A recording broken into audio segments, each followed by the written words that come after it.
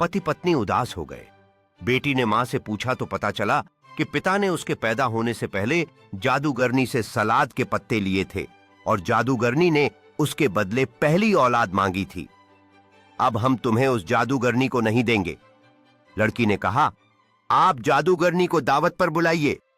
किसान ने जादूगरनी को दावत पर राजी कर लिया। जादूगरनी के लिए लड़की ने शोरबा बनाया। लड़की ने शोरबे में नींद की जड़ी। बेटी ने शोरबा तैयार किया और जादूगरनी का स्वागत किया। जब जादूगरनी आई तो लड़की ने उसे मुस्कुराते हुए शोरबा परोसा। जादूगरनी ने पहला चम्मच लिया और स्वाद की गहराई से प्रभावित हुई। थोड़ी ही देर में जादूगरनी की आंखों में नींद छाने लगी। जादूगरनी की आंखें बंद होते ही बेटी के चेहरे पर उम्मीद की झलक आई।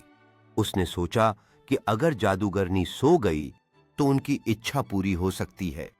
जैसे जैसे जादूगरनी गहरी नींद में जाती गई, बेटी ने अपने परिवार के लिए एक नया भविष्य देखने की कोशिश की।